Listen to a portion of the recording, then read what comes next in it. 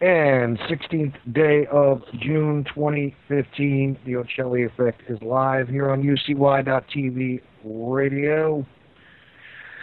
Do want to thank you for tuning in, no matter if you decided to use your applicable application on your fondle slab of choice and you found us through the TuneIn app or whatever the hell other app actually carries us at this point in time.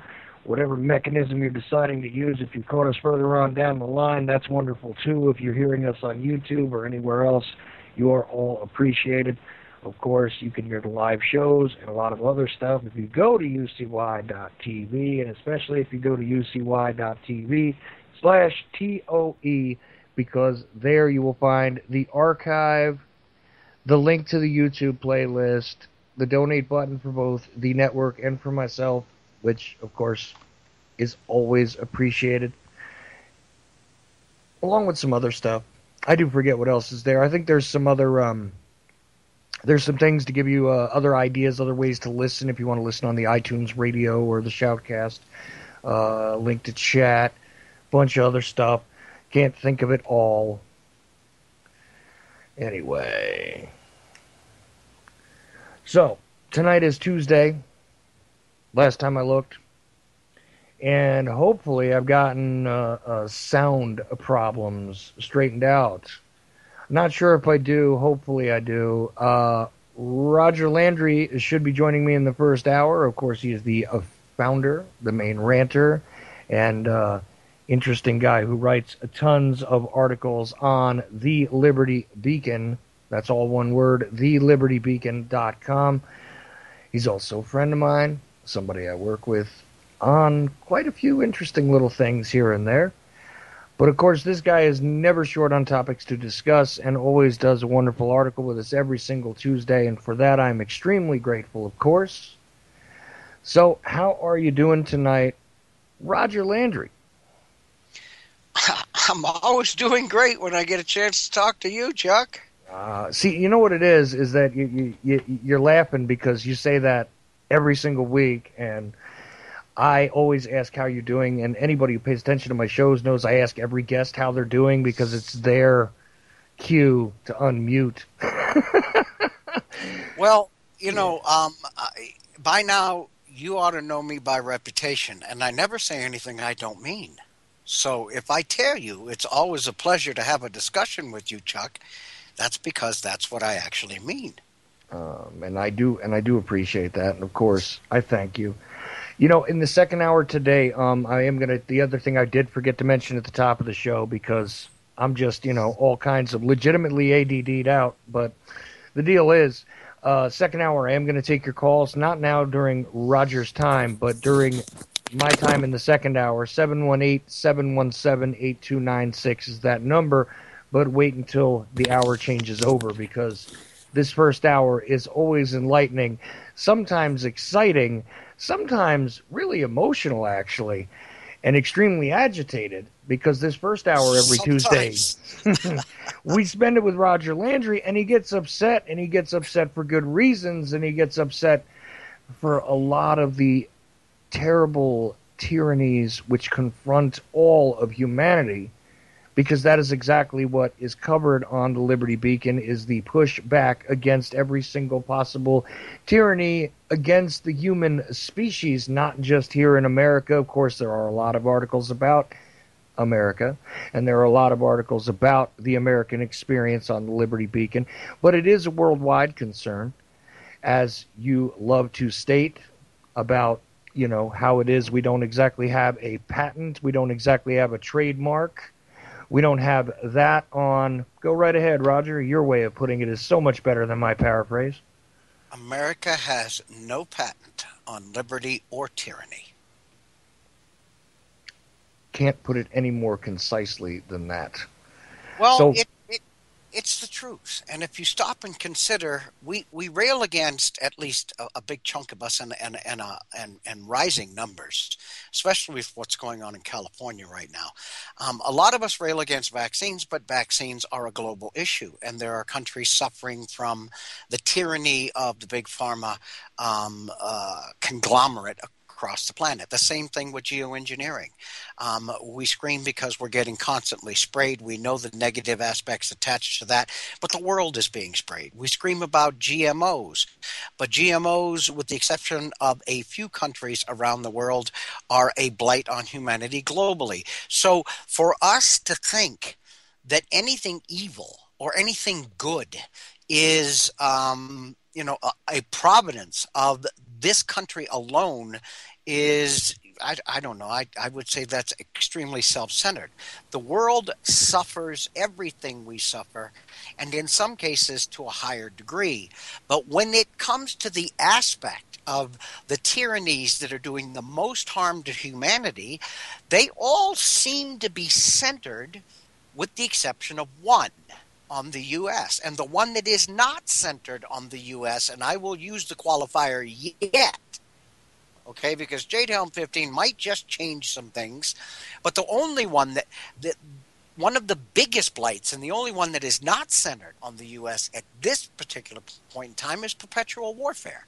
But if you're talking about health tyranny, if you're talking about political tyranny, if you're talking about economic tyranny, if you're talking about, and I could go on, the big ones, the tyranny of fluoride, the tyranny of the most drug society on the planet, the tyranny of the United States is gold medal winners in all of this. It's almost like we are the lab rats of those who wish to bring in the New World Order.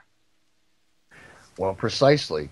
And of course, it is a convenient way that they set these things up, and we're going to discuss this in this article tonight. Of course, it's a convenient way that they set these things up. They have not visited direct involvement on our soil in perpetual warfare, but we are engaged in absolutely propagating it in one way or another by continuously feeding the military industrial complex and all of its associated corporate interests, which all profit from the blood and pain of many populations across the planet. So we're on one side of the equation. We're just not being visited with the stick. You're oh so right. And let's just delve into that just a little bit deeper, okay?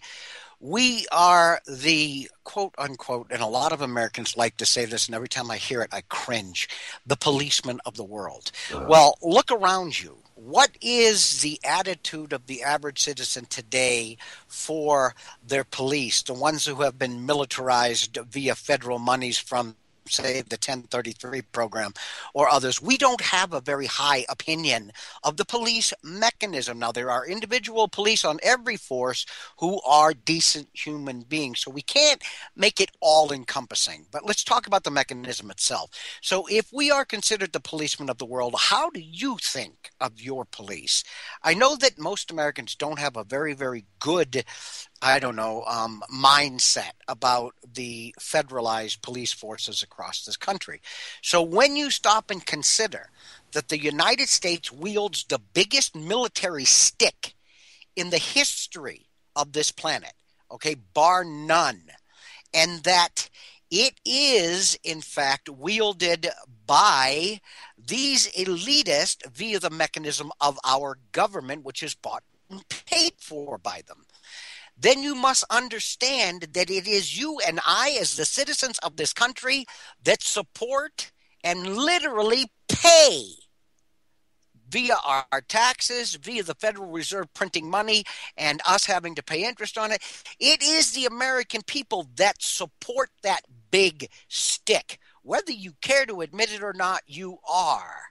So yes, we might not have the bombings and the dronings and all of these different aspects of perpetual warfare on our soil, but we are in fact the motive force behind it, because without our tax dollars, without the Federal Reserve, which uses greenbacks, which uses petrodollars or the American dollar to fund it, it couldn't exist. So, yeah, Chuck, we are definitely involved in this all the way up to our frickin' eyeballs. You got it. So that's the only qualifier I wanted to attach to that because, you know, people like to say that, well, we're not involved in that part, but I wanted to make sure we are. We're just not being given the bad end of the stick yet. Yet. Right. So we almost said that simultaneously. Yeah, well, there you go. I mean, look, we do agree on quite a many things, and I'll tell you something. I'm very sure that you're going to be sort of preaching to the choir tonight with this article. But I hope so. It needs to be said again and again. There's nothing wrong with repetition when you're repeating the good information. So let us do this, and I will just now again try and be quiet. I know that that I make this promise every week, and I break it rather often. But actually, Chuck, I don't make the promise. If your input was not appreciated, then the Liberty Beacon Project wouldn't be participating every week, would we? That's true. That's okay. True. So obviously, your input is appreciated, my friend. Well, and thank you. But this is something that that definitely needs to be repeated often, in my estimation. So go right ahead, yes. Sir. If you're ready, I'm ready. Sure. Well, the title of the article is The American Mediaocracy: Hidden Lies via Scripted Truth.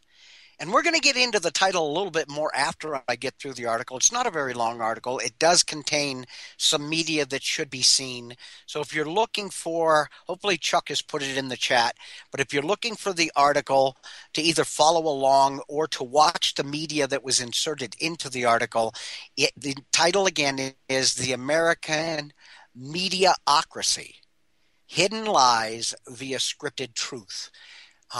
By Roger Landry, TLB, as are all of the articles that I present to you on Chuck's Great Show every Tuesday evening. So here we go. We all know that the MSM ceased being investigative reporting quite some time ago. It is heavily scripted now and in a very effective fashion. We are now exposed to only what those who would rule us wish us to see. But something like this is hard to demonstrate, especially to the sheeple out there or those who hang on every word from the mainstream media. What you will see in the first video that I've inserted into this article is a prime example of this mass scripting. When a majority of news outlets across the country are parroting the same message, well, as the saying goes, a lie told often enough eventually becomes the truth. Especially if delivered by the mechanism most mistakenly have come to rely on for their version of the truth or reality. Now, a little off track here, I'm not actually on track, but a little bit. I want to expound on one of the comments I just made. Scripted, okay? In that first video, what you're going to see is, and this is from Conan O'Brien, he did a comedial piece on this, whereby he went to about 50 different stations across the country. Okay, each and every one of them basically a local news station, say an affiliate of MSNBC, an affiliate of CBS, an affiliate of whatever, NBC, ABC. He went to all of these different affiliates, at least 50 of them, and recorded a story that was put out via the newswire. The story was repeated word for word. The only thing that changed between all of the 50 different examples of putting that particular story out was the inflections on the words. Period. Everything else, the entire message, was identical across every single portion of the mainstream media television broadcasting. Okay? This is not about the topic of the video as much as it is about the choreographed mechanism of delivery utilized by the MSM or the mainstream media. It is both funny and sad.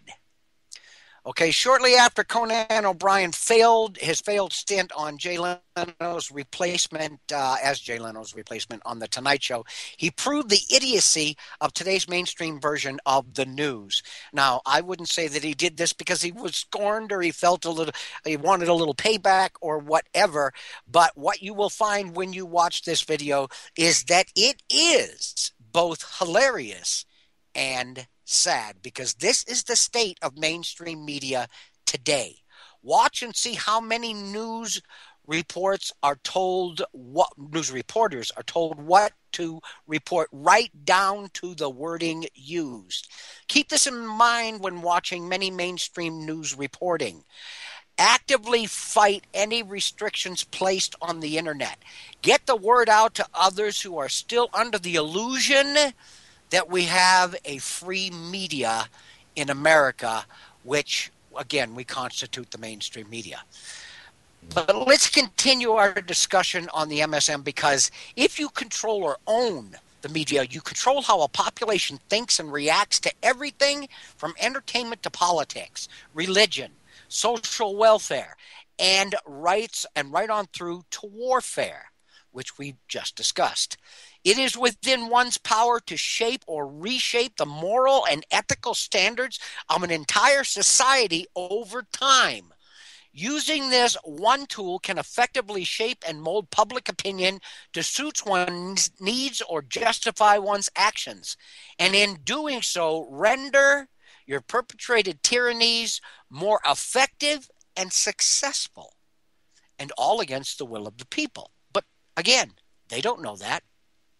Let's take a closer look at the choreographed morphing of a society via the power and influence of the mainstream media, and understand that without this dedicated mechanism, the drastic changes we who have walked this earth for at least a half a century have seen would never have taken place, or if they had, it would have been to a much lesser or less catastrophic degree.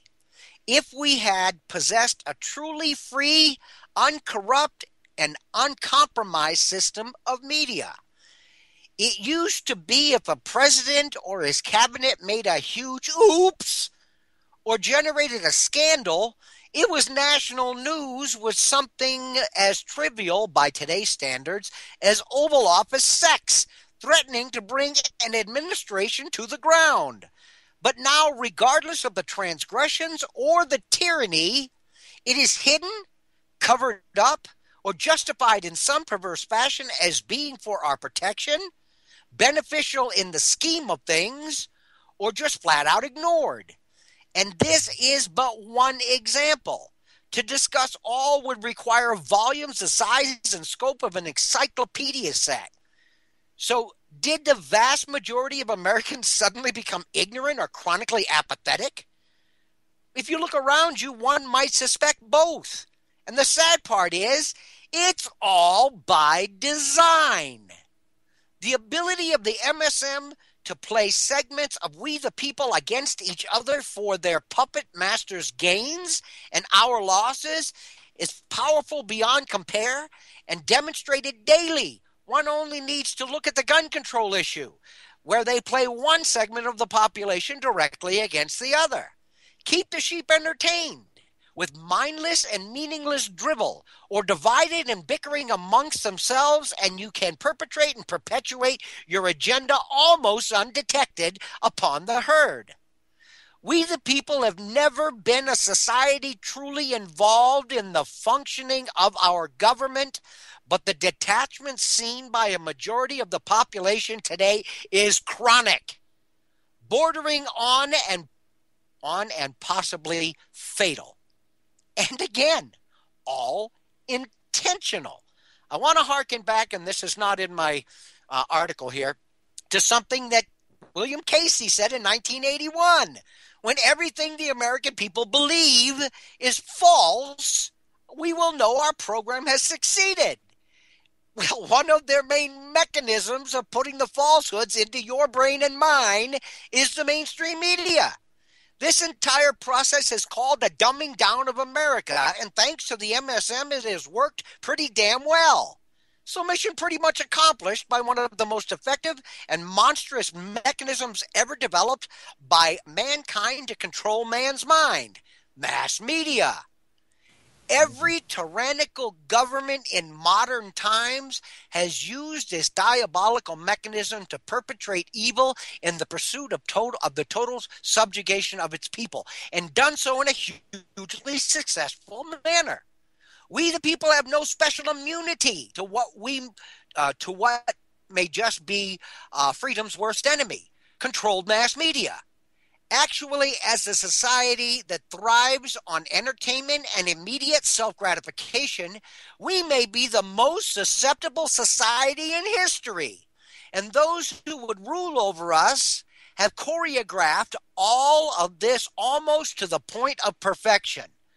We are left with only two choices, one being to wake up and speak out, or the other to fade passively into subjugation. I choose the former. And you?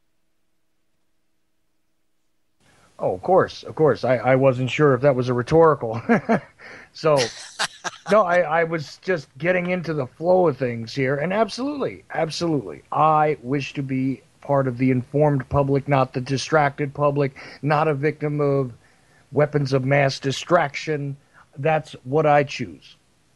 And I should have that choice. And you know what? If I want to get sucked into the matrix, that's all fine and dandy. But how about an honest, upfront sort of description that this is really for entertainment purposes only? How about that? Nope. Well, you do know that the Supreme Court of Florida, quite a few years ago, passed down a ruling stating, which hasn't been challenged, stating that it is not illegal for the mainstream media to lie to the public about what we term the news. It was actually a case that was taken up in front of the Florida Supreme Court, and they upheld the fact that the mainstream media has the right to lie to you about the news that you hang on every single word. We know the lies that came out in Watergate. We know the lies that came out in Benghazi. We know the lies that came out about Hillary using a private server. And oh my God, 20,000 emails got erased because she didn't think they were important. Did the mainstream media come out and tell us that it is against the law, a criminal action, for her to erase those public emails, whether they're on her private server or not? Of course they didn't. So and let's go back to the title. The title says lies that are hidden in the truth. They give you the truth when they give you the news, but they only give you a portion of the truth, leaving out what is necessary to put the entire story together. You get a piece of the truth here, a piece of the truth there, a piece of the truth there. So you really can't question their credibility to any of the sheeple because they're going to say, well, I know that's a fact. They said this, I know that's a fact. Yes, but did they tell you this? Or why did they omit this? It is the omissions that constitute the tyranny, not the message they're putting out. Am I getting this right, Chuck? And I'm getting a little frazzled here. No, you're getting this right, but you're also, there's always something to add to this, and Always. I'm gonna add it. Here's the thing. Even in their efforts to be purportedly revisionist about history, look, we got something wrong in the past, and this wasn't reported, but this is brand new information about a historical event, about an event of significance, even in more recent history. The oxymoron of modern history, the idea, or current history, this kind of thing, the idea that they release the truth even in their revisions later on, generations later, lifetimes later, is also ludicrous. You mentioned the lies of Watergate.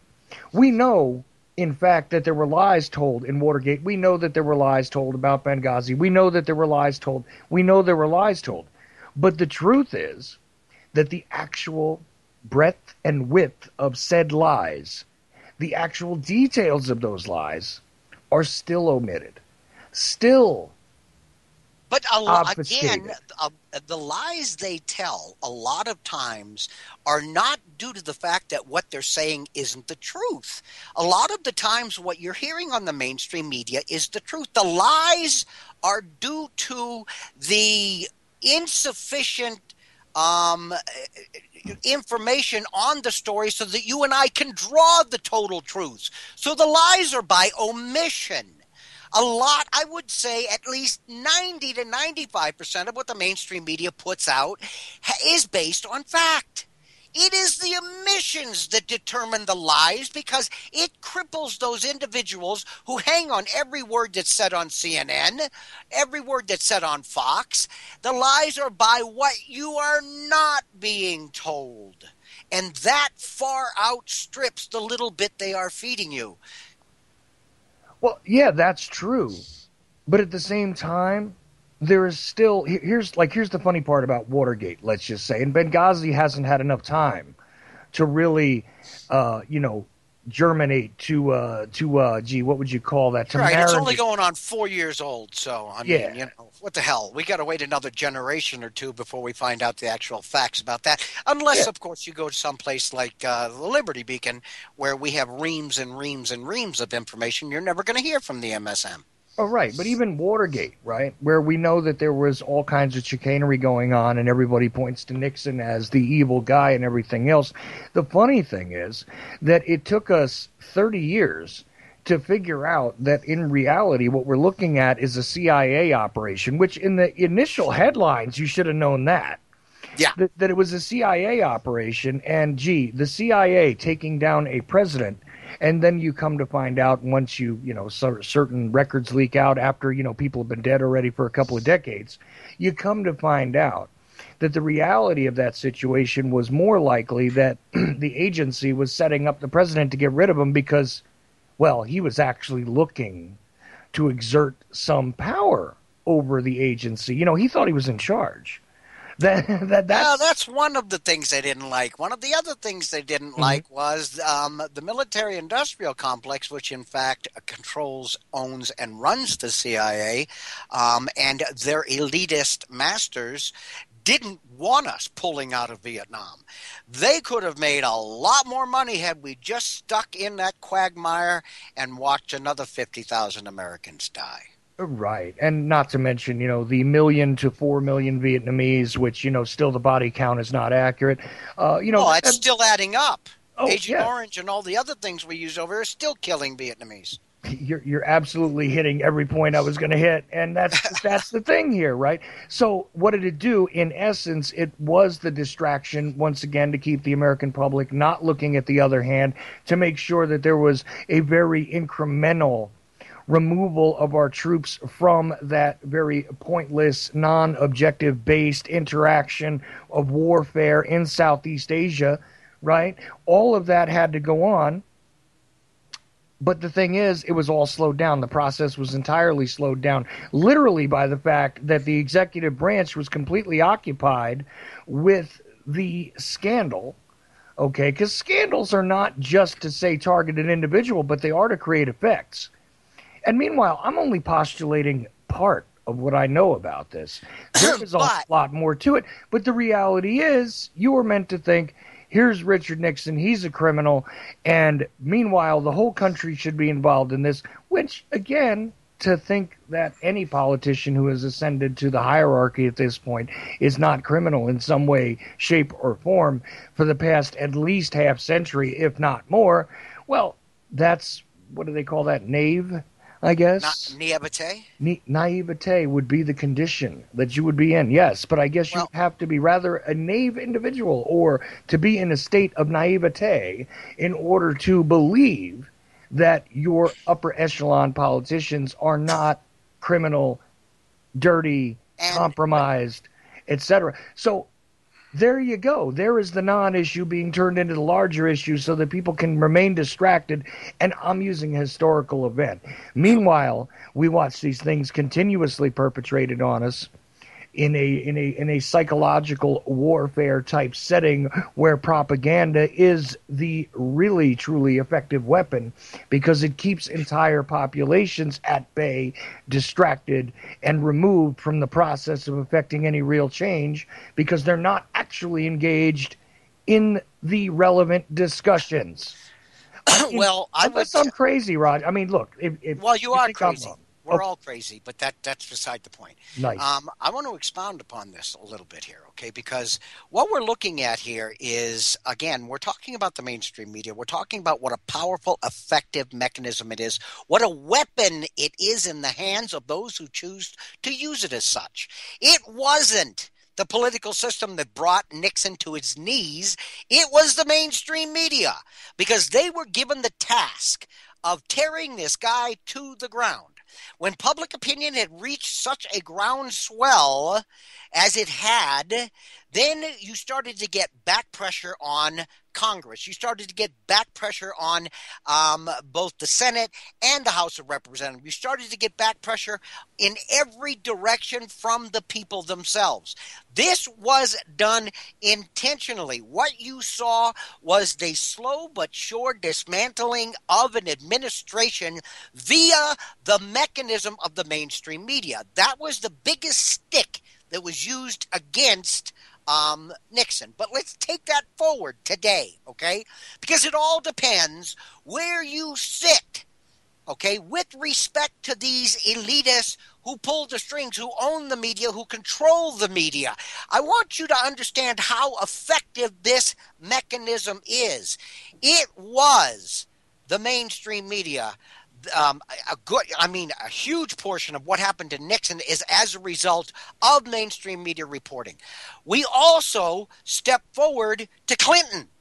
Clinton had a little bit of, I don't know, on the side sex in the Oval Office. Okay, that didn't make him any better or any lesser a president. How many presidents have bad habits we don't know about?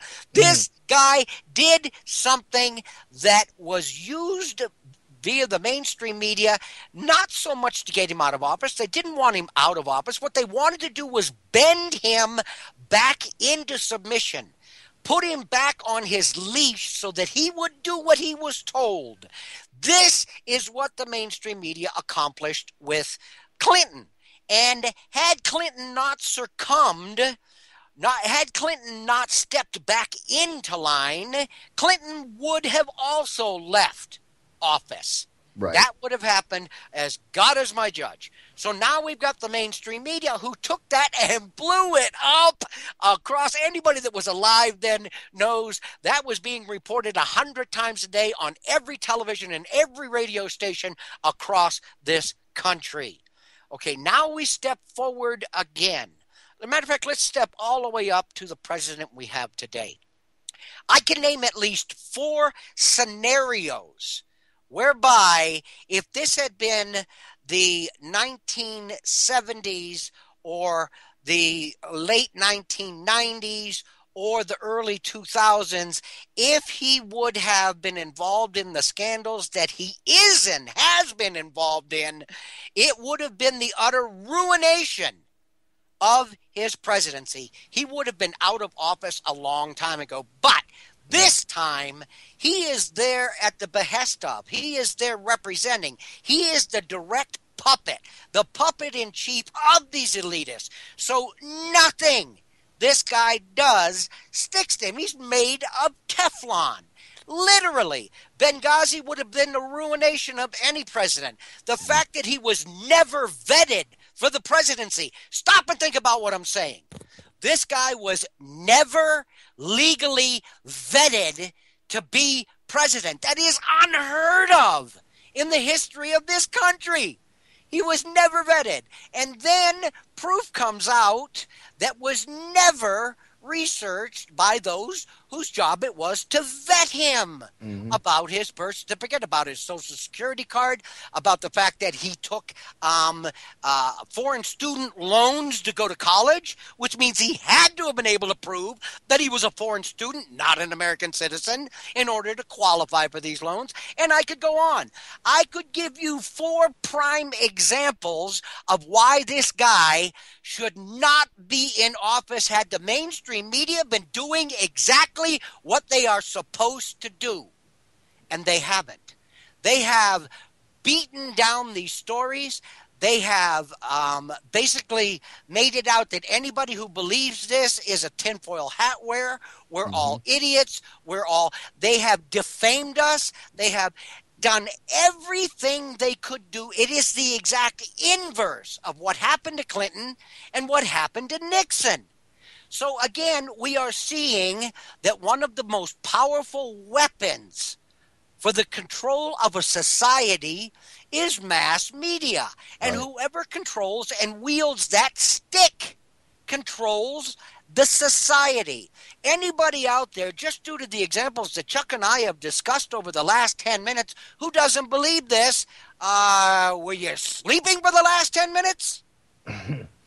Well, and another amazing point, and here's the thing, though. You can also check the inverse of what happens when somebody is well-behaved. See, that's the thing about not just Obama, too, because, of course, picking out Obama he is... had his own... yeah. He had his own. He had a few things in his closet that should have absolutely brought him to his knees. Oh, sure. Like, it used to be a big deal that somebody didn't serve in the military and they wanted to be commander-in-chief. It used to be the most terrible thing you could say about somebody who wanted to be president, that he was a draft dodger or that he was someone who did not stand up and serve, did not answer the call of duty, so on and so forth, right? I mean, even Clinton, that's not even that far back. Even Clinton, this was a big deal. This was a big deal. The mainstream media was allowed to pummel Clinton's character based on this. Now, there were 100 reasons to do it. But was that necessarily the biggest reason to go at him? No. Again, a distraction from the likely much more Do you want to know hideous... why they did that? I'm going to give you my interpretation of why they attacked Clinton for the fact that he had never served in the military. Okay? Was not because they needed a big stick to beat him about the head and shoulders, was not because they were trying to push him so far back that he would give up his chance of running for president. It was because they needed something to overshadow the real skeletons in his closet, like Whitewater and other issues in his past. They didn't want to come to the forefront. So what do? They bring something up from his past and they make it something huge, knowing full well that a majority of this country has never served in the military, and they are not going to take it seriously. Right. So they beat him about the head and shoulders with the fact that he wanted to be commander-in-chief and never served in the military. This is a prime example of redirection and misdirection away from the things we should have been talking about when Clinton was running for president.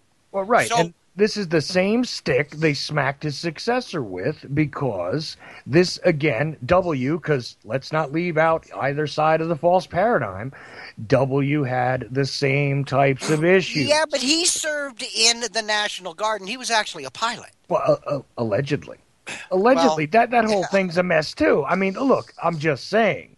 There's Well, I know, plenty I of understand what you're suspect saying. things. Yes. And they brought that out as an issue. That became a mainstream issue, not a fringe issue, because nobody wanted you to look at the deep, dark details of his past. Nobody Absolutely. wanted you to do that. And there were many. And We've whose learned job about. is that? Whose job is it to redirect and misdirect? Well, see now, that's The usually mainstream media. well, I was going to say a magician at a kid's party, but Well, that's same exactly the same thing. thing. Yeah. Okay, Sleight of hand. sleight of hand, In our exactly. case, sleight of mind. Well, you know what? I stand corrected. Sleight of mind, exactly.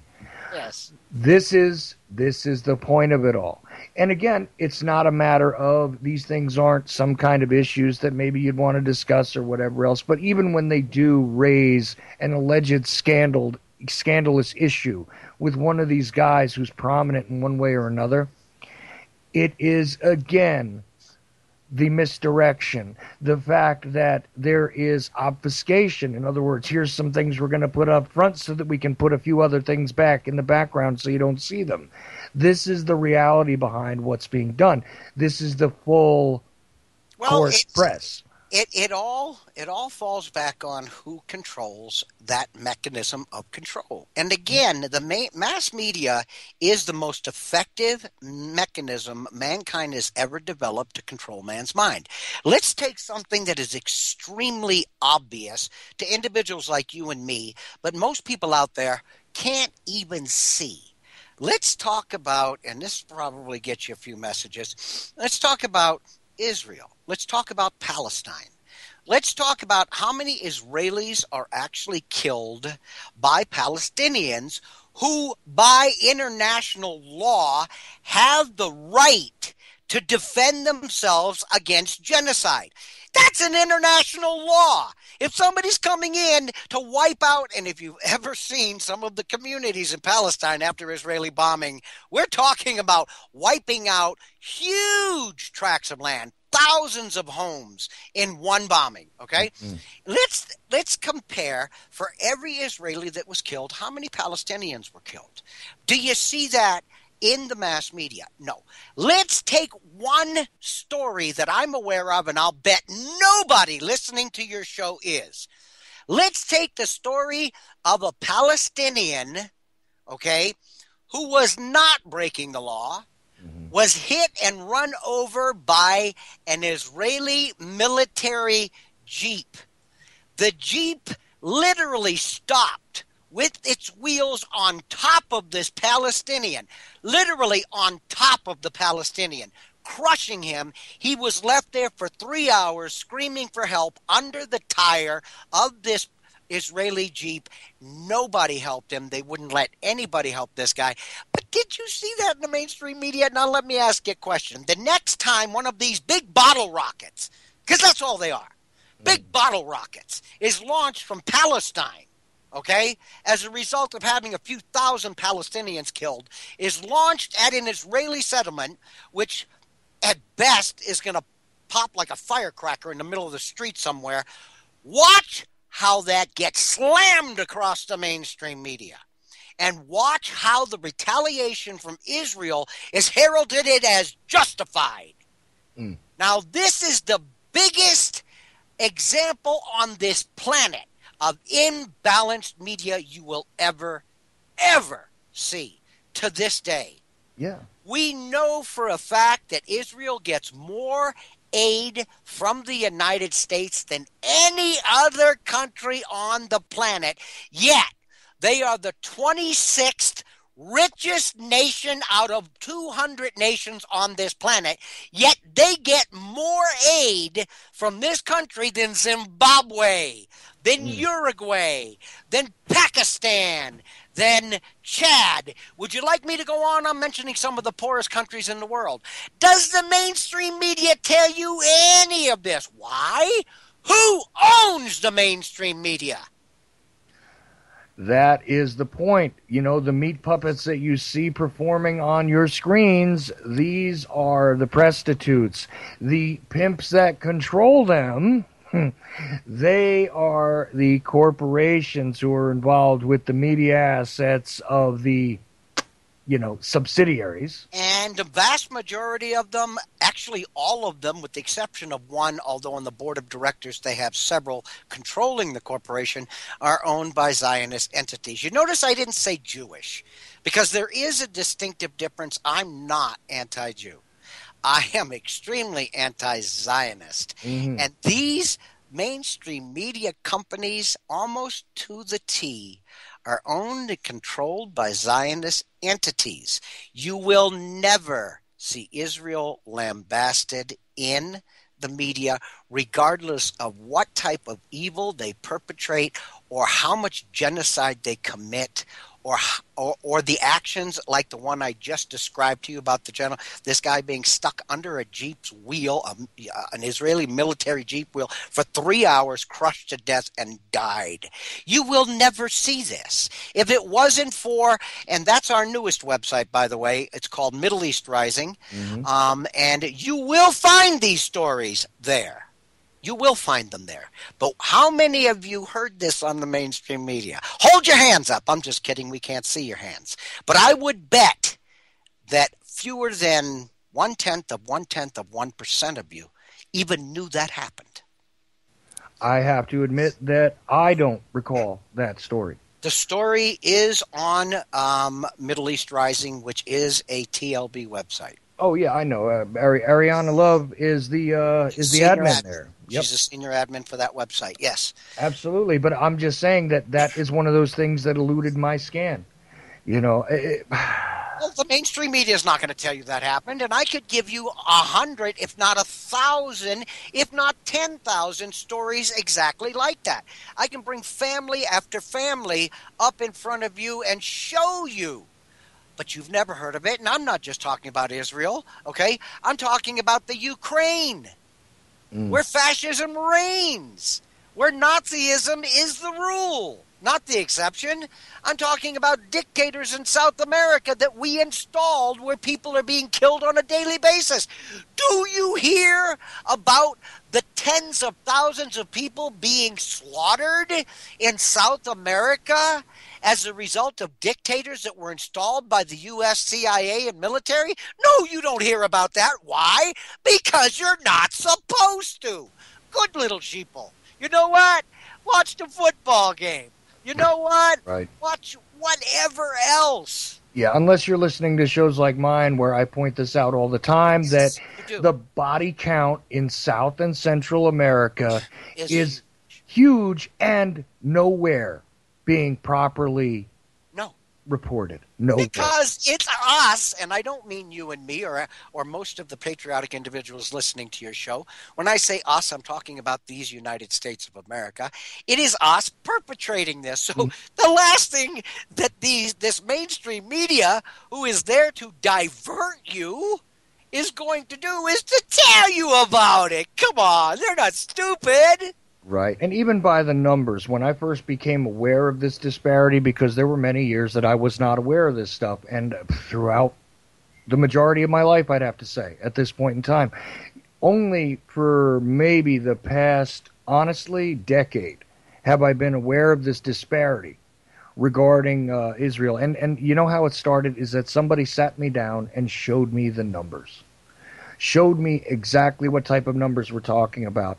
Is that when you would read something and there was a headline and there was a giant uproar about it in the mainstream, in the print media, which is, thankfully going the way of the dodo at this point, but in the print media and the electronic media as it stood over a decade ago, they sat there and showed me these big reports that were meant to give me the impression that the poor Israeli population was constantly under siege from this evil Palestinian entity as a constant. I remember those days. I do.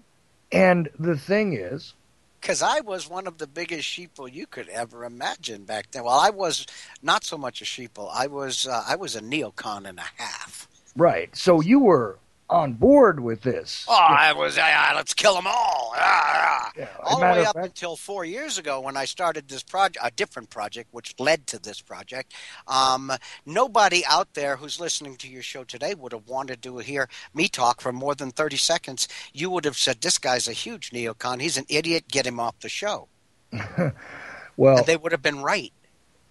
see, and people could never quite identify me because in some ways I seemed extremely neocon-ish, and in other ways I seemed extremely Liberal? libertard almost. But the thing is that after that, when somebody started to show me this stuff, and I realized that no matter what they were showing us, as far as images go, as far as the damage being done by the angry Palestinians, et cetera, and the burning flags in the street, which were all recycled footage constantly, and this and that and the third thing, and they hate us and they hate them and they hate us and they hate them. All of that stuff, all of those rallying points, when you actually looked at the numbers, the most generous comparison, the most generous ratio in actual casualties was 30 to 1. That was the most generous, and in some cases, 300 to 1. And in recent years, if you Over 1,000 to 1. you're talking about anywhere from 1 to 3,000 to 1 Yes, casualty absolutely. ratios. Now, But hold on, if an Israeli military squad or whatever rolls into Palestine and starts to kill people without any sense of any, I mean, just shooting in every direction, tanks, dropping bombs from the sky, the whole 9 yards, that's justified. But if a couple of Palestinians go into Israel, and I have, believe me, I do not have any tolerance for terrorism at all, but go in and kill a couple of Palestinians, that is splashed across the news beyond anything. mhm. But how many people were killed in the last attack?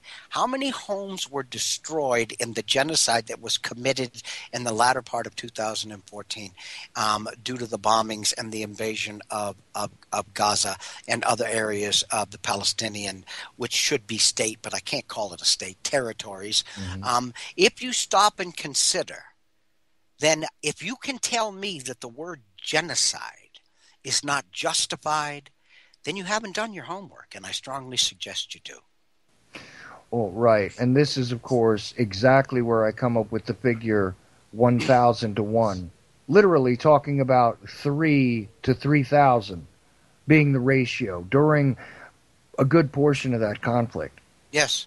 And how is it that anyone with a shred of intellectual integrity could view that as anything other than a lopsided, oppressive slaughter of a population, which Genocide. can, yeah, which is exactly codified by a single word, which is genocide.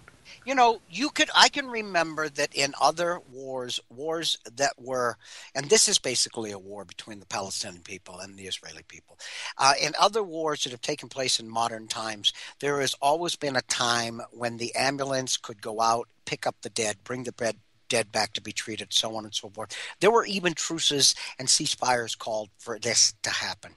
If you take a look at this last action that we've been discussing in Israel months ago, what you will find, and this is not the first time it has happened, ambulances on the street were targeted by tanks and aircraft and blown up.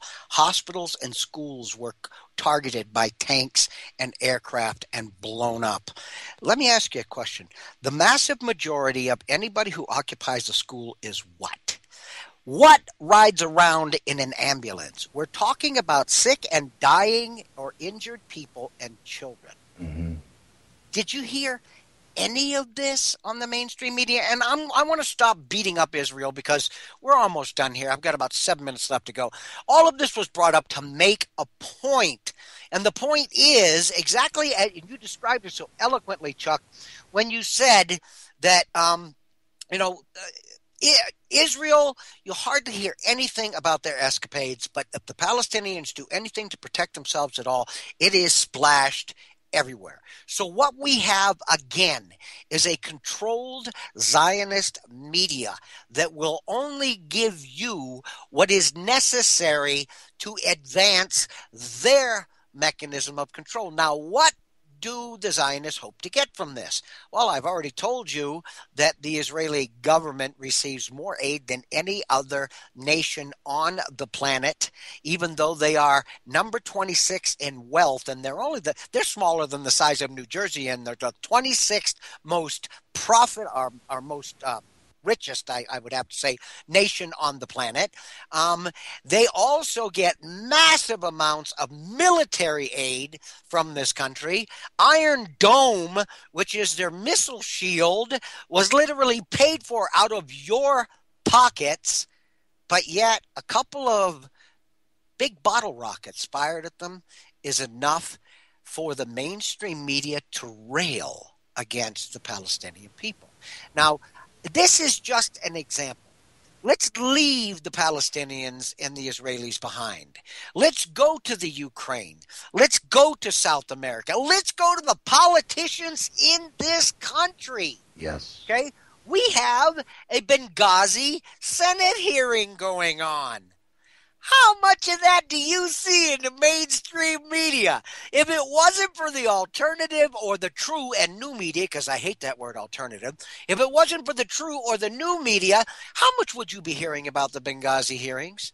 How much would you be hearing about who's running those hearings? How much would you know about the Clinton fiasco and the huge illegal actions she's taken? Does anybody out there who is not politically savvy, who is not a patriot, who listens to your show or shows like the ones I do, how many of them out there know that by that very action that Clinton took, it should disqualify her immediately from ever running for another elected office in this country? Has anybody told you guys that? Does the guy on the street know that as much as our president is not qualified to sit in the White House, Clinton is no longer qualified to run for president, but she will? How many people will know that she disqualified herself by what she did? It won't happen. Why won't it happen?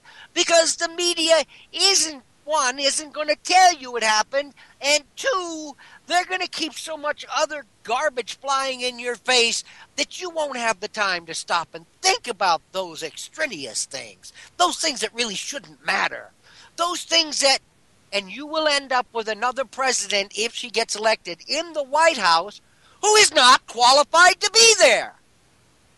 And at least it's consistent, Roger. Okay, we can take comfort in the consistency of the tyranny that's being perpetrated on us. Chuck, nobody else but you would have said something like that, but I actually understand it. Well, I have to. Every once in a while, I have to take a look back and spit at this kind of thing with a bit of humor. I mean, there's no other way to deal with it.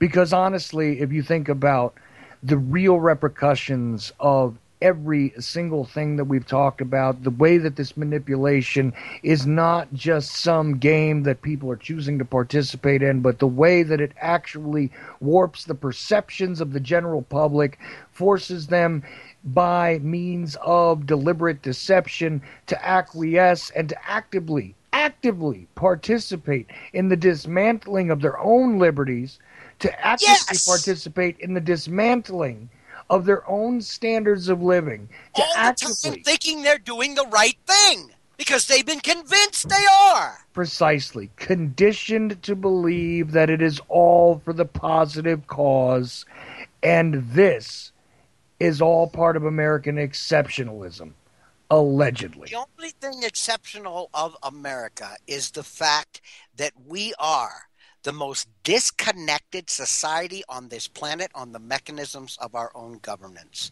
We have allowed, and this is going to be next week's show, okay? Mhm. We have allowed a vast majority of the tyranny we face. And I will explain that to you, and I will break it down in levels and in words that you cannot push back against. When we, the people, push back against our government and say, I've had enough of this, you're a bunch of crooks, when we need to figure out what has happened to us, the last place anybody looks is in the mirror. And I can tell you that had we exercised our true governorship and our true responsibilities within this constitutional republic, none of this ever would have happened. So the next time you want to understand why these United States of America is in the crap pile it's in, look in the mirror. Exactly. And again, couldn't have put it more succinctly Yeah, myself. but probably not as loud. No, maybe not, but you know what? You have to get a little loud once in a while when you get rather passionate about the things that Oh, yeah. actually matter. Because in the second hour, I'm going to wind up touching upon the things that seem to matter to the sleepwalkers, But and I'm should going to put them in perspective, and we're going to talk about, transgender issues, trans racial issues, who actually transhuman issues? is popular, transhuman issues. Now there's a topic. I'm actually doing research for an article on transhumanism, and I will definitely make that one of your shows. Oh yeah, definitely, because that is also an issue. Of course, that's not the main issue No. on the corporate controlled media, but should we expect it to be? Okay. Chuck, I gotta run, but I I gotta know tell you you something. do. I so love being here every week because you allow me. It's almost like I'm on a TLB rant, and you're so appreciated for giving me this venue because I don't know how to say things that really touch me so deeply. I don't know how to say them calmly. I can't physically. I cannot do it. I know that, and that's why I like doing this with you because it absolutely gives me the chance to be the contrast. Because I could I could get wrapped up and worked up like you do too, but then there'd be two of us yelling, and I don't know if anybody wants to listen to that. But the thing is, No, if one of I'll us be the Mike, you be the Jeff, and I think we do quite well. there, see again, you just boiled it right down to where it needed to go. So I am going to let you go because I do know you're a busy guy. And of course, everybody needs to see what you're busy with at the website, the main website. There are many partnered websites. And next week, I'll ask you about the gentleman making the walk around the island and a few other things we'll get updates on. Oh But yes. but this week was good enough to sit here and hammer at the mainstream media, which I'm always happy to do. And I'm also always happy to be speaking with my guest, Roger Landry, who is the founder and also the main ranter and a hell of a prolific article writer, commentator, and again, my friend. From the Liberty Beacon, all one word, thelibertybeacon.com. And Roger, again, thank you. Good night, my friend. All right. So, as we move forward, and of course, discussing all this with Roger and getting into the particulars, it's not stuff that you haven't heard before if you've been listening. If you listen to me, anyways. So, should I move forward? I think so. And, Skype just misbehaved a little bit. And at the very same moment, Frankie let out a rip and scream, which you guys probably heard on the microphone. But we're going to move forward. If you want to join me in my little psychological, what shall we call it? My psychological gymnastics that I'm about to warm up for and roll into, you can do that if you're on my Skype list, charles.ochelli. I will add you straight in. If not, send me a contact request and I will add you straight in from there if you want to join the discussion. If not, the regular old phone number is 718-717-8296. I'll take calls on anything that we're discussing or anything that's on your mind. But here's the deal. I decided to endure a little bit of mainstream stuff today just so I could put these things together and think about what it is I'm witnessing. Because it's one thing to constantly complain about what you're familiar with from some time ago, and all that. And I think, by the way, JJ Ink will be on after me against the wall. So if you are tuned in to UCY and all that kind of good stuff and listening to me live, do stay on for JJ afterwards. Whatever he's doing, it's going to be interesting. Hopefully, it's a live show.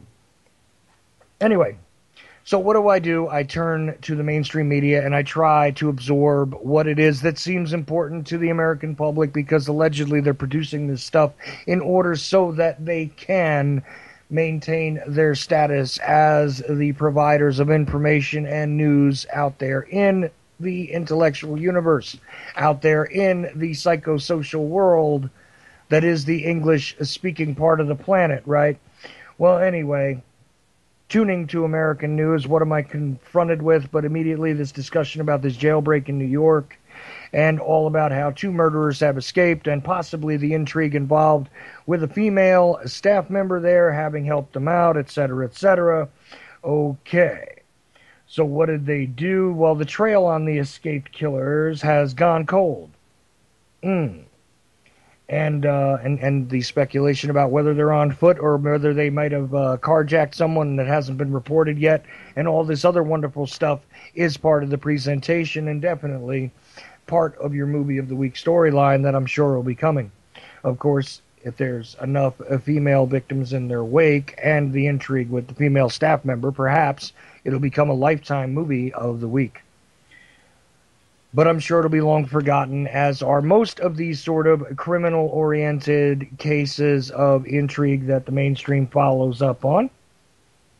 So what else is there out there? Well, there's this interesting information with hackers getting info on former and current government workers, okay, including stuff from background checks, security clearances, etc.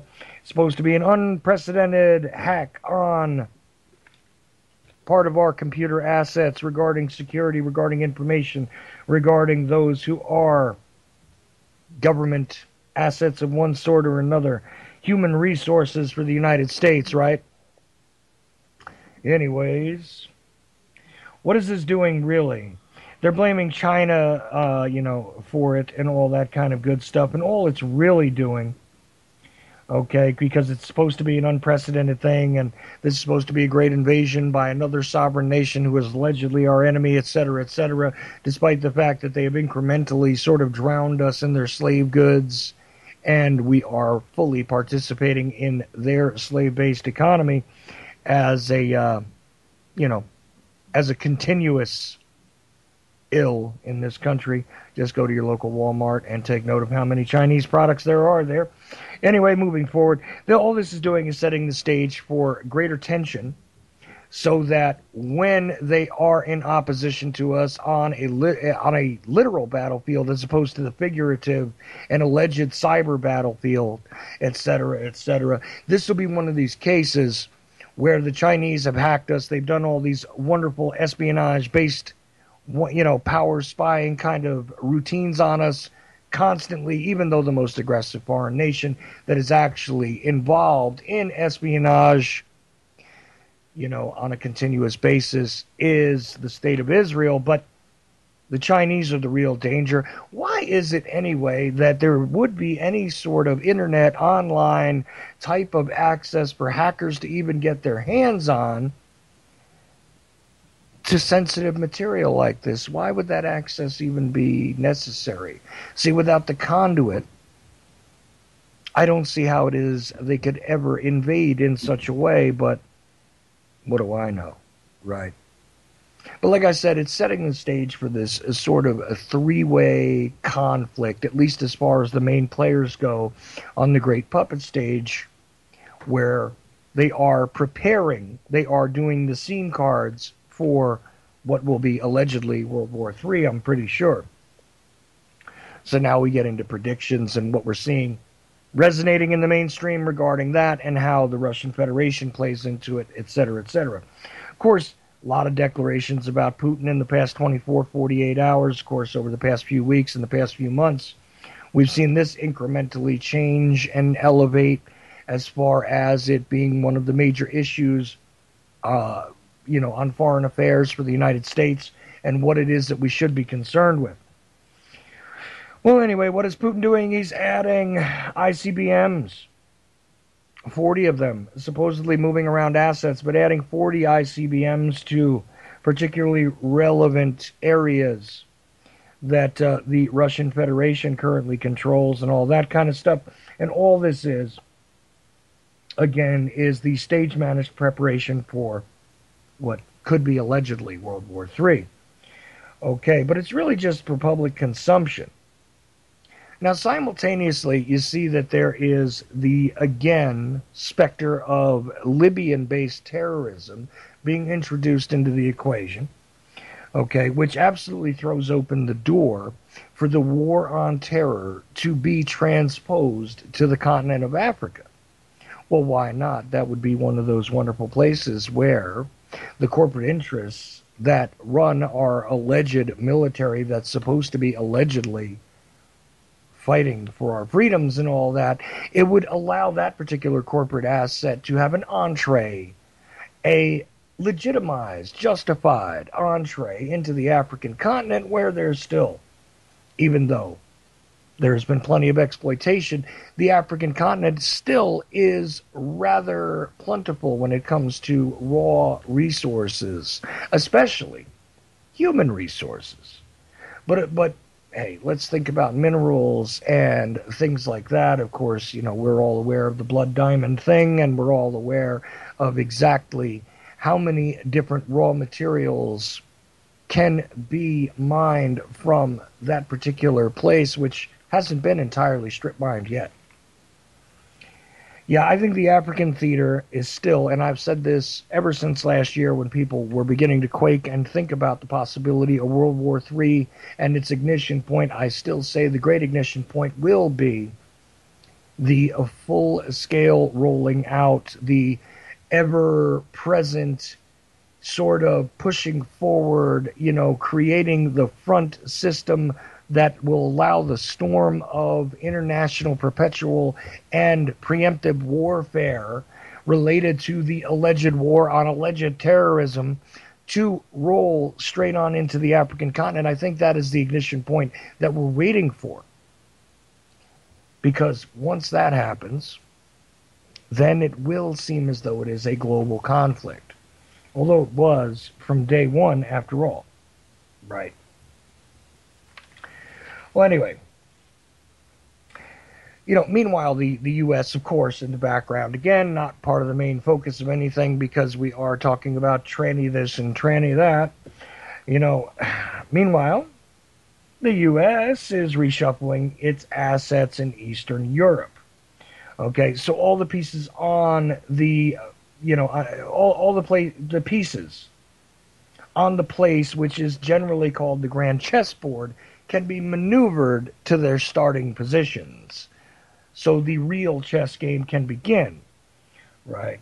I mean, this is, after all, why the groundwork was laid in the public consciousness in the Ukraine and Crimea and all these other things, and the sort of ever-present, omnipresent specter of Vladimir Putin has been supported by, propagated by, your friends at whatever the hell corporation runs whatever the hell alphabet distributor of propaganda is.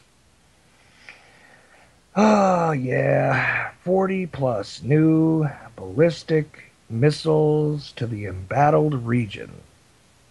Nice. And John Frankenberry, oh wait, excuse me, John Kerry. Of course, John Kerry, who does remind me of Frankenberry, and if you don't know what that is, Google it, take a look at it. It was a cereal when I was a kid. I don't know if it still exists, probably does. But anyway, Frankenberry Kerry is a bit rattled, And if Frankenberry's rattled, we should all brace ourselves because he seems awfully in touch with the true pulse of the world around him, doesn't he?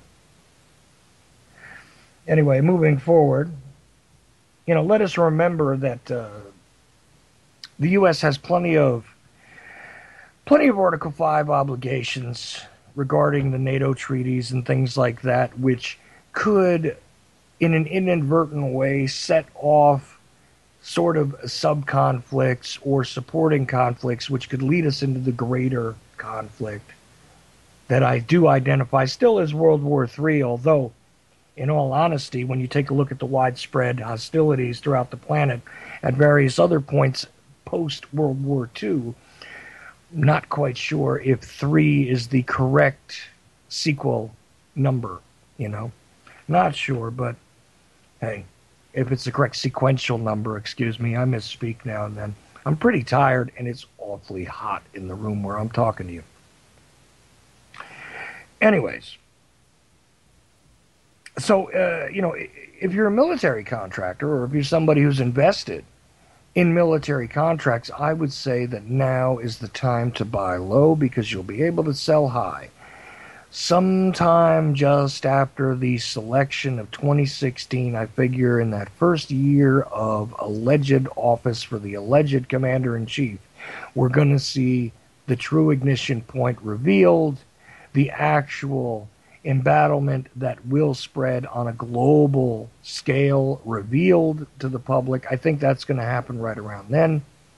And this is precisely what anybody who's looking to invest, buy their stocks, bet on that particular horse, definitely all of your military contracting stuffs are going to be profitable. That is, if the dollar doesn't collapse by then. But I digress. It gets tiring thinking about this stuff, talking about it. Why don't we discuss the trans-racial issue? I mean, after all, transgender is not only acceptable, but you're not even allowed to snicker at the idea or say that there is anything even slightly atypical or abnormal about Bruce Jenner. I think that's pretty funny, or excuse me, Caitlyn Jenner. I think that's pretty funny because political correctness has absolutely run amok when we're confronted with Rachel Dazzle, right? Or Dolezal, or however the hell you say her name. It's really not that important, the individual she is. What I think is relative here, and what I think is pretty fascinating, and I do find entertaining, so I'll give them credit, the mainstream prostitutes.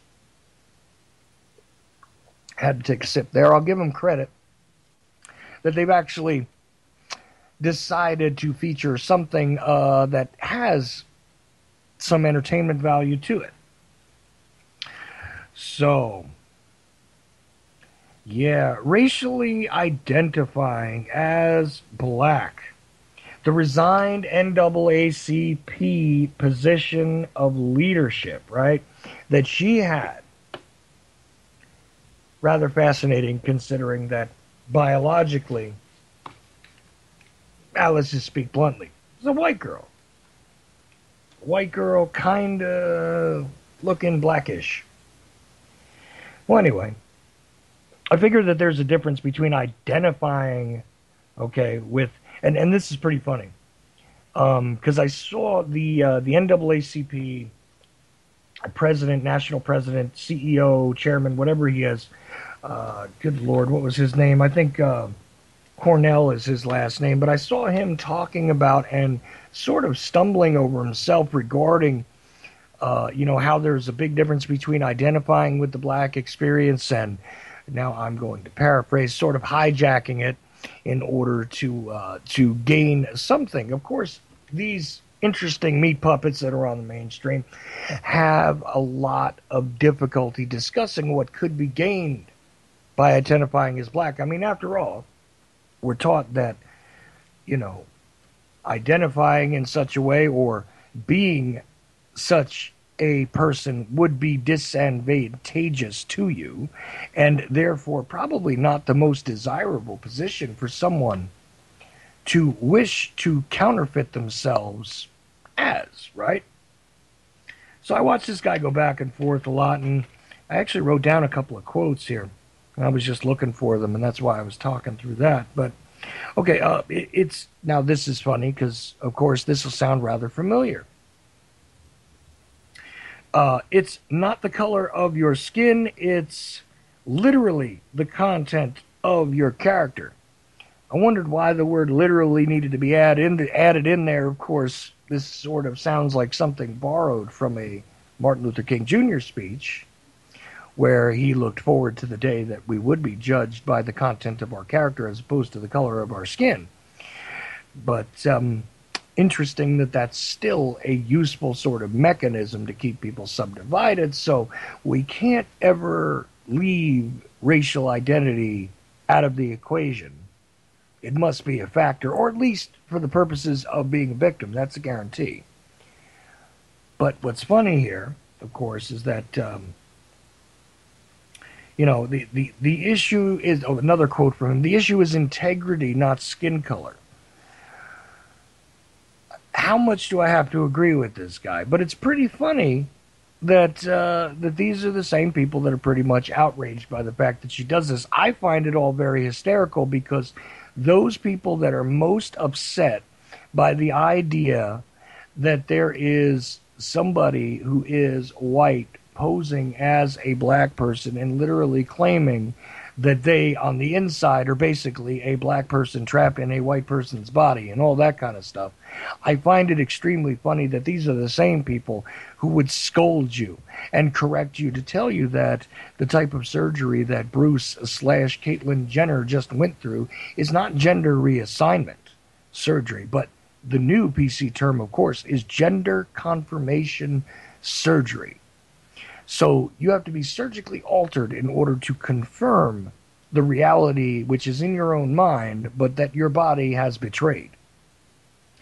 Interesting. I'll tell you. Well, it's interesting that denial and the continuous need to fight back against one's own physical being is acceptable, but not when it comes to race. I think that's pretty interesting. Of course, I've lived in plenty of places where there was plenty of, white dudes that were doing their best black impressions constantly. We used to have another name for them, but they definitely weren't transracial. And funny stuff. I do remember that there was a day when one of the most entertaining things happened to me. This kid who had, very light-colored hair and big blue eyes and a skin much paler than my own looked at me and with a very straight and serious tone told me that he was the most realest nigga out here. And I wondered why a kid who had grown up in a primarily white community decided to identify in this way and all that stuff. And of course, you can question that in your own mind. And I'm sure that there's plenty of listeners out there who are very aware of this idea. And I'm probably getting myself in all sorts of trouble. But the thing is this to me. This wouldn't even be an issue of any kind had she not been a prominent person in the National Association for the Advancement of Colored People, which is what NAACP used to stand for, unless they've changed that for politically correct reasons. So, meanwhile, this other funny facts about this is that this lady actually teaches a class on the struggle of being a black woman in America. I think that's pretty funny. She had adopted brothers who were actually legitimately partially black in their racial identity. They had some interesting things to say. So I do find this little sideshow kind of entertaining. And I'm not the one who created that little sideshow Bob side to side with her. Somebody who also is part of this network sent me that, and I don't know if they want to be identified. But they did send me that the other night. And I gotta say that it gave me a smile at a time when I did not have too much of a smile. For those of you who haven't seen the graphic and are not in the chat room, understand that there's a graphic of that woman in a typical pose, just sort of a headshot, and next to it is a cartoon of Sideshow Bob from The Simpsons, and you can sort of see how the hair and everything else are relatively similar, and the resemblance is like uncanny. Anyway, I just find that sort of an interesting aside. Okay, well, anyway, the more you look into this, it seems that the culture of victimization is really at issue here because when it was convenient for this woman to sue Howard University, because let's remember she went to one of the most historically prominent black universities in the country, Howard. She actually sued them at one point, claiming discrimination because at that time, I guess, for the purposes of her lawsuit, she identified as white. Interesting, of course, considering what her story is now. And the funny thing is watching racially diverse meat puppets on mainstream media, again, sort of tripping over themselves and getting rather flustered, trying to continuously ask the question, who do we think that she thinks she is? As if that actually matters and is relevant to anything outside of one particular point in my mind. Okay, and I love all the terminology that's thrown around as if it's all legitimate. A phraseology being employed here is like, and I remember the days of the hierarchy of individuals in the black community being self-described by individuals who would absolutely be identified by anyone as black. As you know, there were guys who were light-skinned. Okay, there were high yellow guys. Okay, stuff like this. There were sort of disseminations among the population that were self-imposed about a hierarchy based on amounts of blackness, let's just say. I wonder, in that vein, what it was she would fall into, what category she would fall into if that was going on now. But anyway, that's just my little trip down memory lane for a second there. I love the progressive buzzwords, though, and, of course, buzz phrases that do happen to accompany all of this stuff. Like... well, it is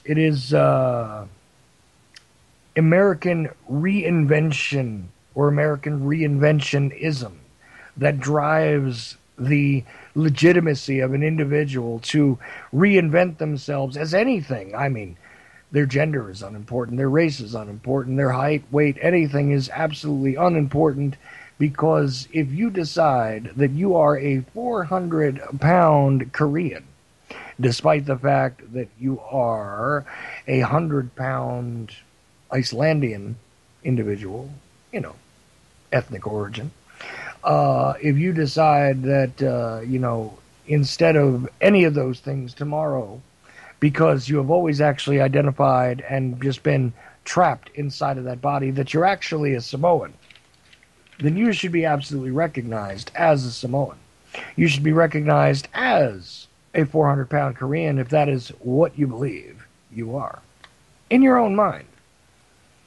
And when you dress the part and everything else, it should be absolutely accepted. And in fact, you should be given all of the perks, liabilities, whatever have you, of being part of that particular subgroup, right? I mean, am I the only one who sees a problem with this kind of logic, or is it just... Well, anyway, I digress, right? See, it's the rejection of biology. And that's not to say that biology alone should define a human being and they should be only relegated to that category. In fact, it seems to me that these sorts of identifications in the first place. Not trans identifying, but these types of identifications, if they weren't part of the equation to begin with, if they weren't relevant, if nobody really gave a damn about what race you were, if nobody actually seized upon the opportunity to either cry foul or victimize someone else based on these subcategories, alleged subcategories of human beings, if that wasn't part of the equation, none of this would be discussed. It would all be irrelevant, not only to people like myself, but to people in the alleged mainstream, or actually mainstream alleged media, who are the alleged journalists, alleged reporters, alleged interviewers that are out there doing nothing but carnival barking for particular things that, well, in one way or another, are psychological or emotional train wrecks. And, you are meant to turn your heads and rubberneck all the way. Well, anyway, I find it also interesting that juxtaposed to that, of course, is the continuation of the ISIS crisis, the reintroduction of the Al Qaeda boogeyman. Because although they don't have a great leader, we're still picking off their sub leaders as we speak, right? A drone strike allegedly takes out, one of these Al Qaeda guys. Let's see if I can get this name. I always screw up names, but let's try it, right? Nasser al-Wahashi, I guess. That's my best guess right there. Anyway, he apparently is one of the guys who's behind Al Qaeda in the Arabian Peninsula. The AQAP, all these different, good lord, all these different, shortening ups of, alphabet soup abbreviations for all these things. AQAP, Al Qaeda in the Arabian Peninsula, which, there was an American leading that at one point, I think. And gee, isn't that still relevant? But don't forget, we still have to keep the boogeyman terrorist narrative going, because after all, it has to support the agenda of perpetual warfare. And don't forget, we can't let things like the NSA not be fed by every single piece of information. We can't let Homeland Security go unfunded. We can't, by any means, allow any of this stuff to stop, because, hey, just today, a 20-year-old, allegedly an aeronautics student, a 20-year-old, right, was taken into custody for, what, trying to do an ISIS-inspired bombing, something to do with explosives, dear God, and in New York City, in fact, a wonderful favorite target of these guys who are allegedly inspired by ISIS. I don't know. The radicalized Westerner thing still disturbs me. I guess I could see the possibility of a small segment of the population getting themselves involved, but doesn't it seem a little too convenient that there's more and more of these guys as we approach a time when there might be some possibility of extracting ourselves from this fiction that is the war on terror? Oh boy. Well, anyway, let's see. What was he? He was involved with explosives and some plot to blow something up. Of course, this flashes all over the place, and I'm sure by now, although as I go to air, I didn't take a look at any of the visuals on this or anything else. I was just checking out some of the writing on it, and it's really general. And just like the stuff where they shot those guys in Boston and everything else that we keep hearing about, at least a couple of these stories a week, they're just sort of peppered into the mainstream, so that you're well aware that the idea that they were pushing for quite a while about how ISIS through social media was reaching the young people, this has to be legitimized by the fact that our Homeland Security, our policing agencies, our militarized domestic forces are definitely achieving some victories on small scales by preventing all sorts of terrorism as a constant. And you never know where it might come from because these guys don't need to sneak in via some sort of illegal immigration. They don't need to come in through Mexico unless you're in Texas and, well, maybe you listen to certain people who broadcast from Texas who want to tell you that they're all coming over the Mexican border. No, no, no. Even if we close the borders tomorrow, even if we do that, they'll reach your kids. They'll reach others' kids through Twitter and Instagram. And they'll radicalize them to hate our freedoms. That's going to happen, right? Is my tongue planted hard enough in my cheek? Eesh. Anyway, it does conveniently answer all of us, though, in the alternative media, and it's only been in the past few months where we've said, where are these boogeymen that are supposed to be on American soil? You know, because, of course, you haven't heard it said in a while, but the original reasoning behind a lot of this preemptive warfare and this doctrine of preemptive aggression and all this other stuff that went on, which was the excuse on top of yellow cake uranium and weapons of mass destruction and other nonsense about Saddam Hussein being one of the most brutal dictators in world history. All of that had to be conveniently couched with the idea that, look, we need to fight them over there so that we don't have to fight them over here. Well, it doesn't matter if none of them ever make it here, and we turn parts of the Middle East into that glass parking lot and get rid of all those towel heads. Again, tongue planted in cheek. It doesn't matter because, after all, they will simply radicalize our children, reaching them through the Twitters and whatever else all over the internet. They're seeking to recruit your kids here in America, or here in what allegedly is America.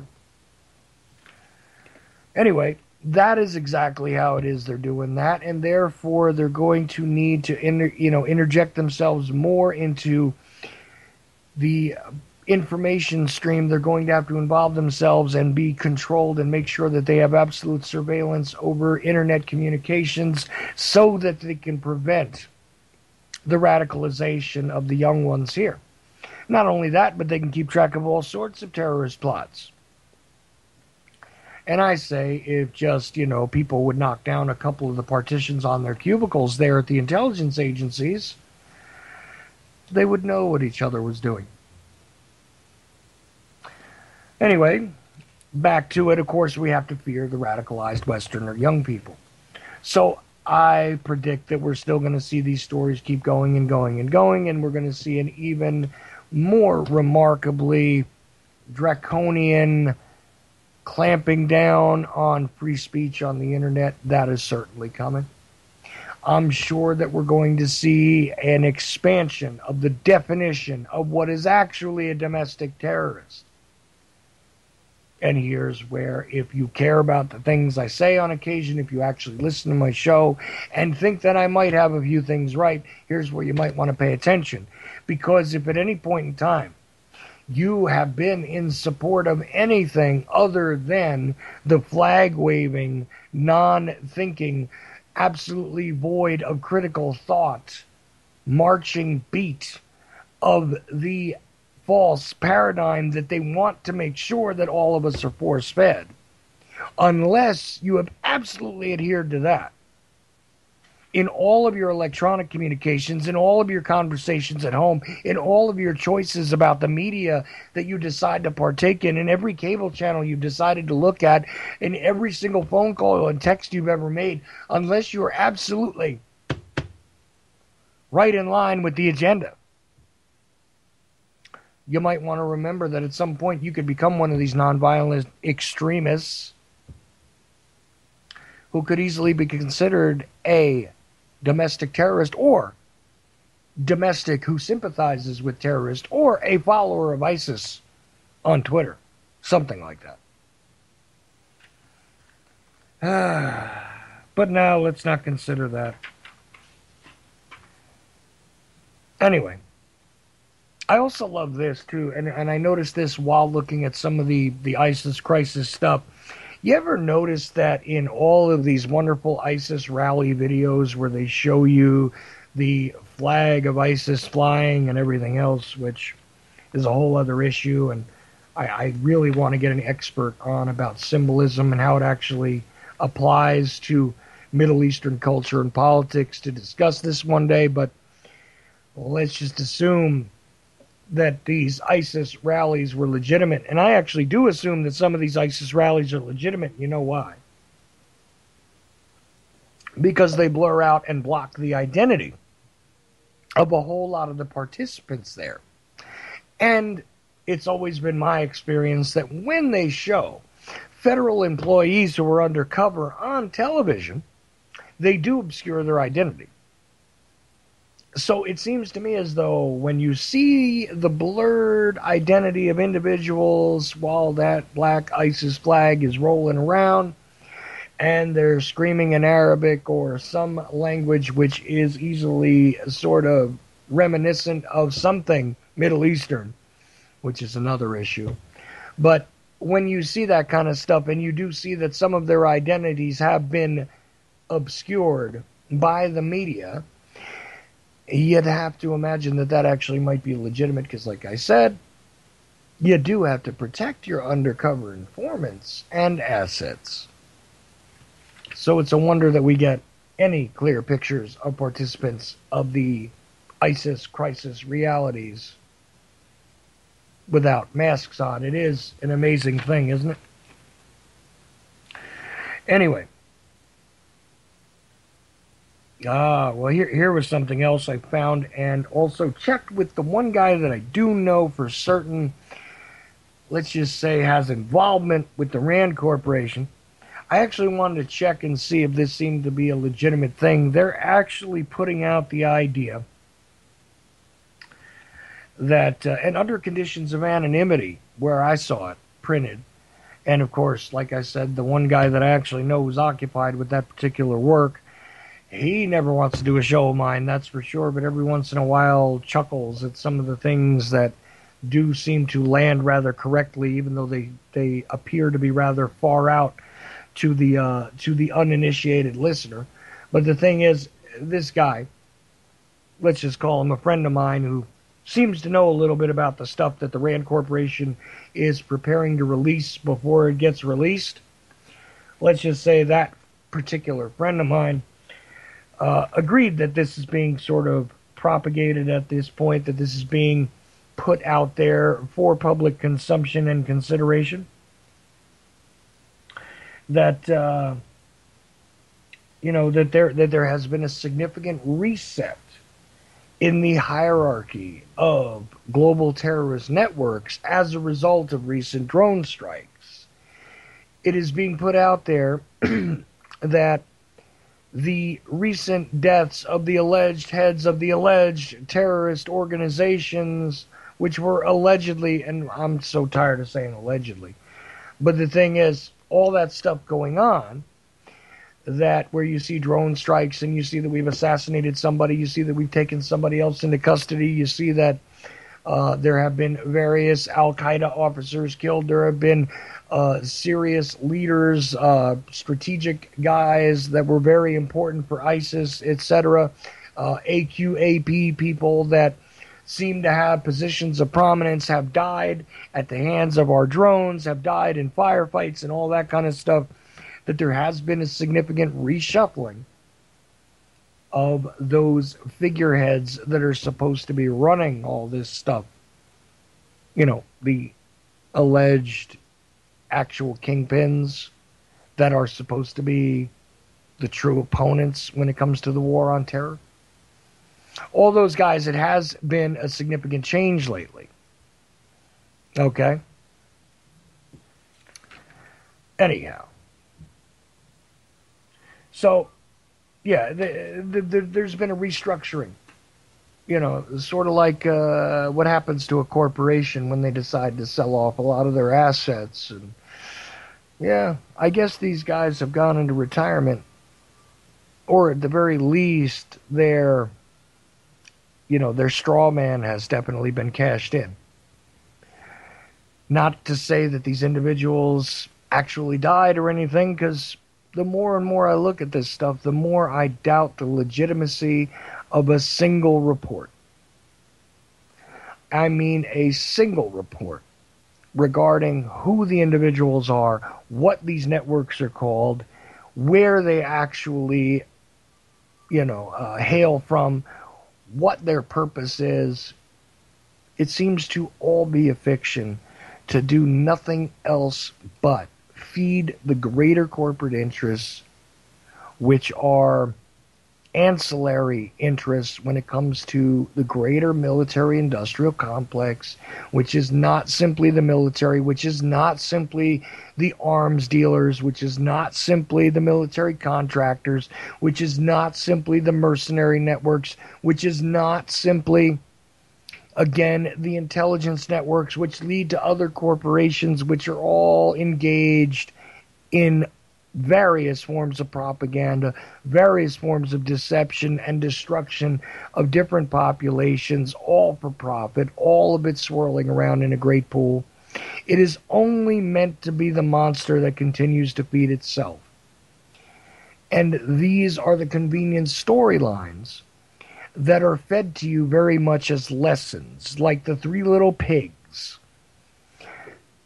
so that you get an idea that it might be better to build your house out of bricks instead of straw. It might be better to go to war in particular areas on the globe that are producers of terrorists, so that we can, again, fight them over there so that we don't have to fight them over here. But meanwhile, you got to be able to claim success a little bit in that war on terror. So while you're claiming some success rate in a war that you're choreographing, staging, creating, provoking all on your own, while you're doing that, you have to make sure that there is a lack of security, a complete homeland insecurity, which is superimposed on the population, so that they will continue to believe that it's necessary to deal with this particular element in the world. And how do you do it? You say it could be your neighbor. It could be somebody near you. So more and more of these radicalized Westerners, I promise you, will continue to emerge, especially over the summer. Especially over the summer. Anyway, I feel like I'm repeating myself because it's the kind of stuff I say all the time. And I don't know whether it really matters anymore when I explain these things over and over again, because sometimes I have people that attack stuff I say, come at me and have complaints. And they have complaints about something I did yesterday or the day before or whatever on a show, or some statement I made, some guest I allowed to make a statement, whatever else. And they come at me about it. And the funny thing is, the biggest complaints are usually about information that I have repeated ad nauseum. They claim to have listened to me 100 times, but they didn't catch it. So I'm starting to feel like either I need to continue repetition as part of my MO when I do these broadcasts, or nobody's really listening to most of what I say, and just I got lucky that they snapped out of the stupor that they were in, from their psychoactive drugged state that they were probably in, because everybody has to be on some sort of psychotropic medication in order to regulate the psychosis that we find ourselves living in, i.e., the world as it stands. But I wonder if it's just that they're in a stupor, or that I'm repeating myself, or that I simply don't make myself clear because of these complaints, as if I have just said something recently that I haven't said 100 times already. That's all unimportant, though. Let's get to something much more important. Tongue placed back in cheek once again.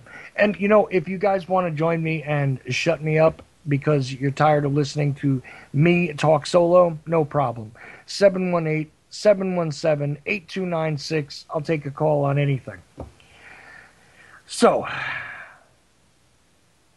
nobody will be tougher on ISIS or the ISIS crisis than the Donald. Because Donald Trump announced that he's running for the presidential selection in 2016, you know. Well, him and his rug both announced that, sorry, that was childish. But him and his rug I did it again. The Donald. Mr. You're Fired. He announced that he is yet again throwing his hat into the GOP side of the ring in order to try to vie for the alleged office of the POTUS, right? Interesting guy, Donald Trump. I'll say one thing for him. He's no more ridiculous than any other candidate that has been, hoisted upon the electronic media stream at this point. So he announced his candidacy. Okay. Why is it that, that I don't take the 2016 selection all that seriously? Because those who are pontificating on this subject, those that are actually postulating and being the political pundits that they claim to be, all throughout, and I do mean alternative and mainstream, actually take this guy seriously as somebody that could be in charge of this alleged nation. It's perfect allegory, really. Okay, perfect allegory for the theater of the absurd that ever after is the American body politic. Okay? In the 21st century, Donald Trump running America actually is about as legitimate as anybody else. I mean, after all, he's a fully qualified liar, and he's obviously a fully qualified cheat, because otherwise he would have never made any money in business. The fact that he's able to conduct business in Atlantic City in New Jersey means that this guy is not clean in any way, shape, or form. We are talking about a guy who definitely has had his hands dirty in one way or another. Guaranteed. There's more moral skeletons in his closet than you might want to imagine. Perhaps that's what, I don't know, could you hang a hairpiece on a skeleton? You probably could. Anyway, Donald Trump, you really need to be fired as the political foil for the GOP. We all know where this is going to end up anyway. I mean, really. Jeb already put out his logo. It's nice. It's got an exclamation point on it. It really is. I hear that he used the very same type of logo in an earlier run for a selection somewhere much earlier in his career that he failed. Everybody seems to tell me, or seems to be telling me lately, that Hillary is going to be the selected POTUS puppet as of 2017, which would be during the 2016 election. That would be decided, but I disagree. And you know why? Because despite how much people seem to hate Hillary, and despite how much, despite how much she is allegedly loved by the left wing and everything else, I think it is still a whole lot more believable that we will be looking at President Jeb. Which, by the way, his logo doesn't contain the name Bush, which I think is funny. Also takes away a lot of those jokes that could be made out of memes on the internet and things like that regarding, what type of Bush. And I'm looking to see when somebody actually puts together a really borderline nasty one. I'll actually push that one around, and I don't know, maybe I'll see if I can create one People have fun with these photos as it is. Anyway, I totally went on the wrong tangent there because of the ADD thing, and what can I say? Back to it. Legitimately, I really do believe that regardless of whatever public sentiment is or is not at this point, regardless of whatever people believe to be realistic regarding who is actually electable, the truth is that they are absolutely selected. There is nothing to the process that really truly involves you or your vote anymore. Because even if it did, they would manipulate it in such a way that it becomes irrelevant anyhow, just like everything else that seems to be going on this planet. And at the end of the day, what is relevant about who actually occupies the puppet post? Well, they get to pitch things. That's for sure.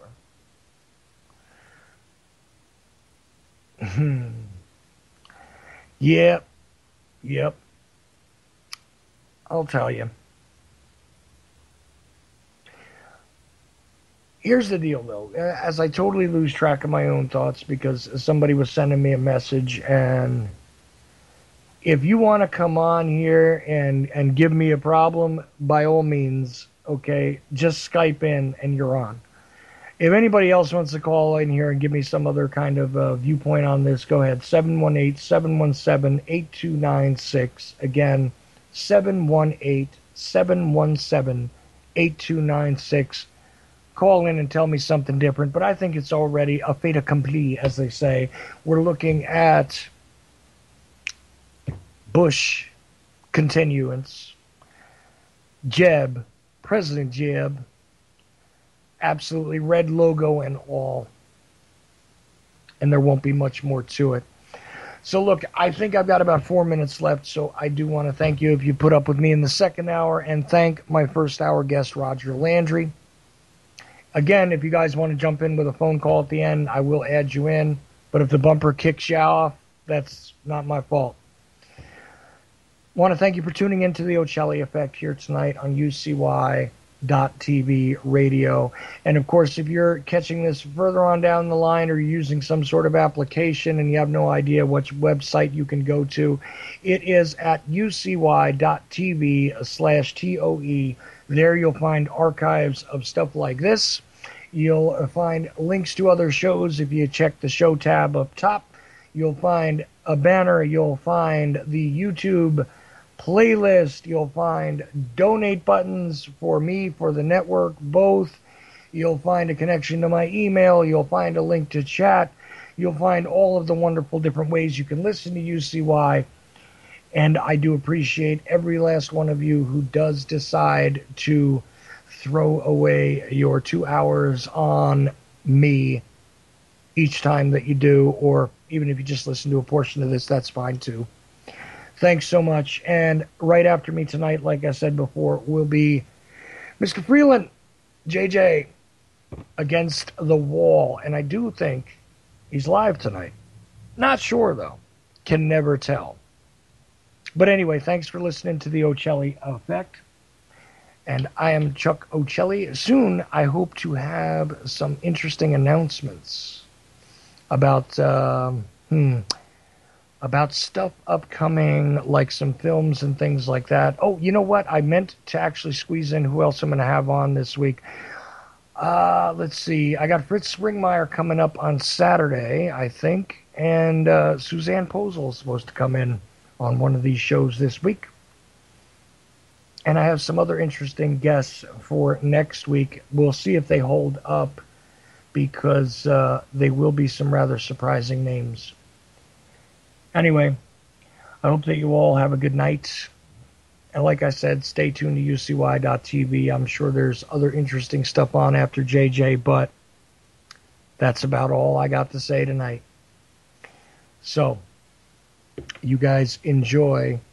And remember, think for yourselves, be yourselves, and you don't necessarily have to be trans anything. Everything is a process, and identifying oneself in one particular fashion or another is not the point of contention for your actions truly it is the content of your character, not the color of your skin, your gender bias, relativity, or anything else. It's all about your ability to think the good or bad that you do in the world and remember to contribute in some way on a daily basis to the world around you because it's the only one that you know you have. So be yourselves, enjoy, and don't ever let them tell you what to think, believe, or feel. Every last one of us is an individual deserving of self-determination.